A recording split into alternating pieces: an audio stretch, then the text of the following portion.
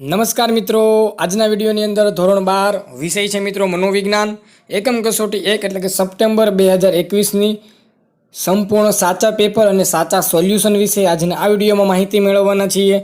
તો બસ મિત્રો, વિડીયોની શરૂઆત કરતાં પહેલાં જો તમે ચેનલમાં નવા હો તો ચેનલને સબસ્ક્રાઇબ કરીને બાજુમાં આપેલા બેલ આઇકન પર ક્લિક કરી દેજો, જેને કારણે જ્યારે પણ ચેનલમાં નવો વિડીયો અપલોડ થાય એની માહિતી તમને સૌથી પહેલાં અને સૌથી ઝડપથી મળતી રહે.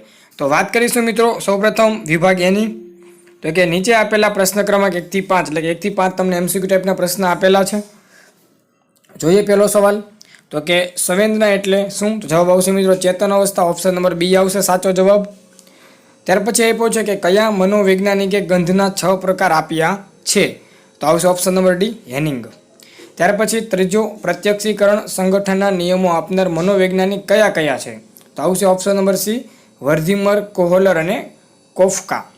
ત્યાર પછી ચોથો સવાલ આપ્યો છે પ્રયત્ન અને ભૂલ દ્વારા શિક્ષણનો પ્રયોગ કોણે કોણે કરેલો છે? તો આવશે થોન ડાઇક. ત્યાર પછી પાંચમો, એક ઉદ્દીપકને મળતા આવતા બીજા ઉદ્દીપકને સમજવું એટલે શું? તો એને કે ઉદ્દીપકનું સામાન્યીકરણ. બરાબર છે. વિભાગ બીની ચર્ચા કરીએ. નીચે આપેલા પ્રશ્નો 6 થી 10 વાક્યના એક જવાબમાં લખો. બરાબર. તો કે તમને 5 પ્રશ્ન આપેલા છે અને 5 ગુણનો આ પ્રશ્ન છે. તો પહેલો 6 નંબરનો સવાલ છે પ્રશિષ્ટ અભિસંધાન અંગેનો પ્રયોગ કોણે કરેલો છે? જવાબ આવશે મિત્રો પ્રશિષ્ટ અભિસંધાન અંગેનો પ્રયોગ પાવલોવે કરેલો છે. બરાબર.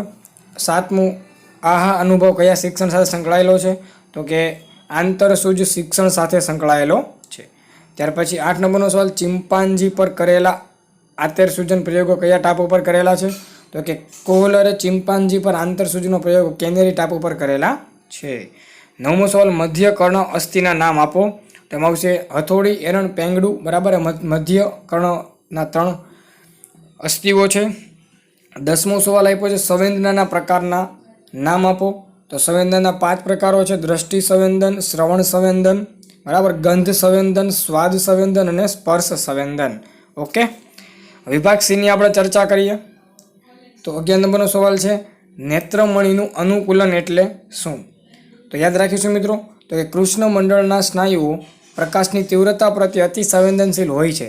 જે પ્રકાશનું પ્રમાણ વધે તો કૃષ્ણ મંડળના સ્નાયુઓ વિસ્તાર પામે છે અને પરિણામે કીકી નાની બને છે. જો પ્રકાશનું પ્રમાણ ઘટે તો કૃષ્ણ મંડળના સ્નાયુઓ સંકોચાય છે અને કીકીનું કદ વધે છે. આમ નજીકના કે દૂર રહેલા પદાર્થના સંવેદન માટે નેત્રમણી અને સિલિરરી સ્નાયુઓ અનુકૂલન જવાબદાર છે. 12મો સવાલ તમને આપ્યો છે શિક્ષણની તરેહ એટલે શું? તો કે શિક્ષણ પ્રાપ્ત કરવાની મુખ્યત્વે 4 તરાહો આ પ્રમાણે છે.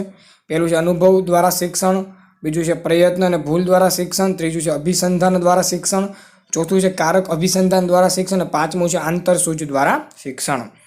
વિભાગ ડી આપ્યો છે 13 નંબરનો પ્રશ્ન કોહલરે કરેલા ચિમ્પાન્જી પર કરેલ ખોખાવાળો પ્રયોગો સમજાવો. બરાબર. તો મિત્રો ખોખાવાળો પ્રયોગ તમે જોઈ શકો છો, વિડીયોની અંદર તમે જોઈ રહ્યા છો. તો બસ તે તમારે સ્ક્રીનશોટ પાડી લેજો અથવા વિડીયોને પોઝ કરીને મિત્રો એ લખી નાખજો. બરાબર છે. અને તમને એનો જવાબ આવડી જશે. વિડીયોની PDF ફાઇલ ડાઉનલોડ કરવી હોય તો નીચે તમને લિંક આપેલી છે, લિંક ઉપર ક્લિક કરીને PDF ફાઇલ તમે ડાઉનલોડ કરી દેજો. અને તમારે આજુબાજુના વિદ્યાર્થી મિત્રોને અવશ્ય મિત્રો આ લિંક શેર કરી દેજો એટલે પણ મિત્રો પેપરનું સોલ્યુશન કરી શકે. 13 નંબરનો છે અનુકરણાત્મક શિક્ષણ ઉદાહરણ આપી સમજાવો. એનો પણ જવાબ તમે સ્ક્રીન ઉપર જોઈ રહ્યા છો ફ્રેન્ડ્સ. બરાબર છે. તો એવું લાગે તો વિડીયોને ફોટો પાડી લેજો અથવા સ્ક્રીનશોટ પાડી લેજો અથવા વિડીયોને પોઝ કરીને તમે જવાબ લખી શકો છો. ત્યાર પછી 14 નંબરનો સવાલ છે શ્રવણ સંવેદનાની વિગત સમજૂતી આપો. તેનો પણ જવાબ તમે જોઈ શકો છો કે દ્રષ્ટિ પછી શ્રવણ સંવેદન માનવી માટે બીજું અગત્યનું સંવેદન છે. આપણે આજુબાજુના પર્યાવરણમાંથી આવતા મધુર ગીત, માનવીના અવાજ વગેરે જાણવા અને સમજવા માટે ધ્વનિ દ્વારા શ્રવણ સંવેદનની સહાય મળે છે. બરાબર. તેનો અલગ અલગ જવાબ તમે જોઈ શકો છો. તેનો જવાબ આવે છે. ત્યાર પછી આપણે નીચે જશું વિભાગ ઈની અંદર. તો કે નીચે આપેલા પ્રશ્નોના ક્રમાંક 15નો સવિસ્તાર જવાબ લખો. 5 ગુણનો પ્રશ્ન છે. બરાબર. દ્રષ્ટિ સંવેદના વિગતે સમજાવો.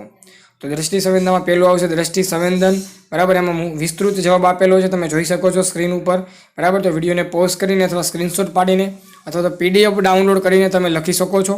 ત્યાર પછી અથવામાં બીજો 15 નંબરનો પ્રશ્ન શિક્ષણની વ્યાખ્યા આપી તેને વિસ્તારથી સમજાવો. એ પણ તમે લખ્યું છે કે ભાઈ અનુભવ અને મહાવરા કે પ્રયત્નોનું પરિણામ, વર્તનમાં થતું પરિવર્તન, સાપેક્ષ કાયમી પરિવર્તન. બરાબર. તો આ રીતનું મિત્રો એકમ કસોટીના પેપરનું સંપૂર્ણ સોલ્યુશન વિશેની વાત. વિડીયો ગમ્યો તો લાઇક કરી દો, શેર કરી દો, ચેનલને સબસ્ક્રાઇબ કરી દો. મળીશું નવા વિડીયોમાં નવા પેપરના સોલ્યુશનમાં. ત્યાં સુધી બધાને ગુડ બાય. Thank you.